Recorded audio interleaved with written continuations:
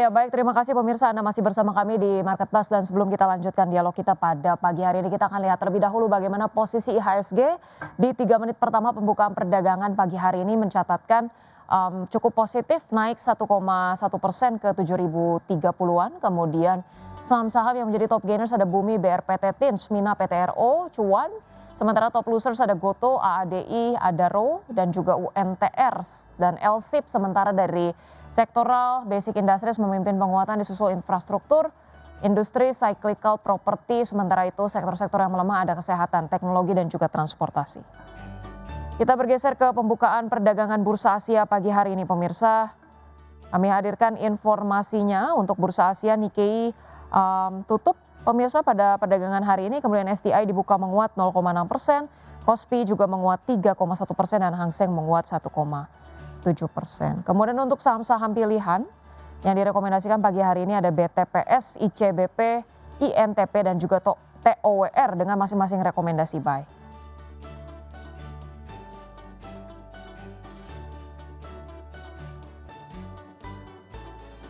Ya. Baik, pemirsa kita akan kembali tersambung dengan Pak Hanskui. Pak Hanskui tadi kalau kita lihat pembukaan perdagangan cukup positif Pak, penguatannya sekitar 1%. Tapi tadi yang belum kemudian saya tanyakan juga adalah terkait tadi sudah kita banyak bahas ya komoditas energi dan terkait dengan komoditas emas mungkin Pak sudah drop cukup lama begitu ya secara berkepanjangan. Anda proyeksikan seperti apa? Apakah kemudian memang sepanjang eskalasi Iran dan juga Amerika Serikat belum menunjukkan tanda-tanda kejelasan, memang belum ada momentum yang cukup positif nih Pak untuk komoditas emas? Ya, sebenarnya emas itu tertekannya pertama karena penguatan US dollar Ya. yang terjadi. Jadi pertama dalam konflik yang terjadi orang bergerak ke aset safe haven. Nah, Amerika relatif diuntungkan dalam perang ini karena mereka adalah next eksportir atas minyak dan gas. Sehingga ini yang mendorong US dollar menguat sehingga memberikan tekanan pada emas sendiri. Yang kedua adalah ketika minyak terjadi perang, harga minyak cenderung lebih tinggi. Ya, ketika minyak lebih tinggi, potensi inflasi lebih tinggi terjadi. Nah, ini menyebabkan tadinya Federal Reserve diperkirakan memotong bunga 2 kali. Hari ini kita lihat potensi pemotongan bunga tahun ini hampir menghilang. Yang kedua adalah bank sentral negara lain seperti di ECB dan Bank of Japan itu kelihatannya dalam pergerakan untuk menaikkan suku bunga. Kelihatannya bulan Juni mereka akan memulai kenaikan suku bunga. Nah, emas yang tidak memberikan yield ini tentu tertekan dalam periode tadi. Jadi pelemahan yang terjadi di emas lebih difaktor karena penguatan dolar, kemudian inflasi yang tinggi, kemudian tingkat bunga yang berpotensi naik. Itu yang menyebabkan emas cenderung tertekan. Tetapi kalau kita lihat ini hanya terjadi selama periode perang dan tentu kita juga berharap bahwa konflik ini segera berakhir dengan solusi yang tadi saya sampaikan bahwa harusnya Selat Hormuz dibuka dulu gitu ya, kemudian negosiasi antara Amerika dengan Iran itu pasti akan berlangsung lama, itu bisa 2 tahun lamanya ya, karena dulu pun mereka bernegosiasi sangat lama sekali. Tetapi kalau negosiasi terjadi Selat Hormuz tetap ditutup, itu akan jadi bencana ya, karena kalau udah masuk ke 3 bulan, itu rata-rata negara-negara cadangan strategis minyaknya itu akan habis. Dan kita harus lihat bahwa krisis kali ini lebih berbahaya daripada 1970. Ya, dulu cuma minyak yang jadi masalah, tapi minyak waktu itu naik dari $3 jadi $12. Tapi hari ini kita ada 3 faktor yang mempengaruhi dunia. Pertama adalah minyak sendiri, tadi udah saya bahas. Yang kedua adalah gas, ya. Dunia tidak, banyak negara tidak punya cadangan strategis gas. Yang ketiga adalah pupuk ya, jadi Iran itu ekspor pupuk, Selat Hormuz itu dilewati oleh suplai pupuk ya dari nitrogennya sebagai bahan baku, urea ya, Ya. anomia di sana. Jadi sebentar lagi musim tanam ya di Mei ini. Kalau tidak ada pupuk, kita akan menghadapi bencana kelaparan di dunia ya. Jadi ini harusnya Baik. dunia sadar ini dan segera mengakhiri konflik dengan cepat.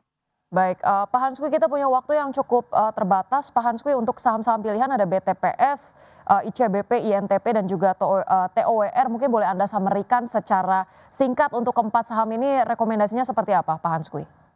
Ya, sebenarnya kalau kita lihat itu spekulatif buy ya, karena udah di bawah semua, jadi kita bisa beli dekat-dekat area support ya, BTPS gitu ya, karena tren turun kemudian di 980, 1010 bisa beli, cut loss di bawah 960, kemudian target kita 1050 sampai 1085 gitu.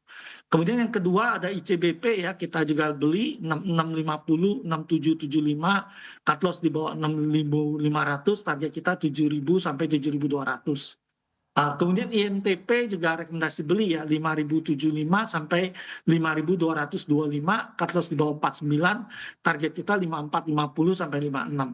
Kemudian Tower ya beli di 472, 486, cut loss di bawah 463, target kita 5.505 sampai 515. Baik, untuk BTPS, ICBP, INTP, dan juga TOWR masing-masing menarik secara teknikal. Apakah kemudian semuanya direkomendasikan untuk trading jangka pendek nih, Pak Hanskui?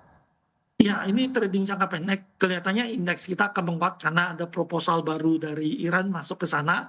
Tetapi Donald Trump udah statement dia agak kecewa dengan proposal tadi. Jadi market akan volatile, tapi kelihatannya di awal pekan market masih berpeluang untuk rebound ya. Jadi ini trading jangka pendek.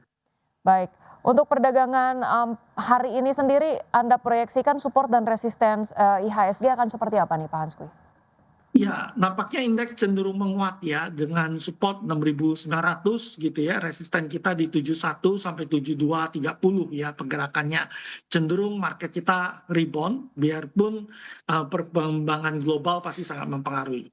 Baik, tadi supportnya diperkirakan di 6.900 dan resistance di 7.200. Mungkin satu pertanyaan terakhir singkat saja, Pak Hanskui menjelang kemudian keputusan MSCI di bulan ini, kita tahu ada Brent dan juga DSSI yang memang terancam didepak begitu ya dari indeks. Anda melihat akan sejauh apa ini berdampak terhadap likuiditas Indonesia dan positioningnya akan seperti apa nih, Pak? Ya, sebenarnya Brand dan DSSA itu udah turun lumayan ya dari waktu awal itu mereka udah mengalami koreksi turun. Melihat high shareholder concentration di dua saham ini, harusnya penurunannya bisa relatively bisa diredam ya oleh uh, pengendali dari perusahaan tersebut gitu. Tapi ya ini memang kalau kita lihat ya selain dikeluarkan dari MSCI kan ini juga dikeluarkan dari indeks-indeks kita ya, ada LQ45, IDX 30 dan beberapa yang lain gitu. Jadi memang ada tekanan. Tapi ini tentu koreksi yang sehat karena kita ketika membuka transparansi, membawa bursa kita naik kelas lewat reformasi gitu ya. Ini mungkin ada sedikit pil pahit yang kita hadapi, Ya. tetapi ke depan setelah pasar kita lebih transparan, kepercayaan investor asing lebih tinggi atas Indonesia, ketika konflik global berlalu, saya cukup yakin dana asing akan inflow lebih besar ke pasar Indonesia. Baik, secara jangka panjang Anda proyeksikan, keputusan dari MSCI yang kemudian mempertahankan status Indonesia, Anda proyeksikan secara daya tahan akan kemudian, menjadi momentum yang positif untuk IHSG secara jangka panjang. Terima kasih banyak, Pak Hanskui, praktisi pasar modal sudah bergabung bersama dengan kami di Market Plus. Sampai berjumpa kembali Bapak, salam sehat. Iya, terima kasih. Selamat pagi.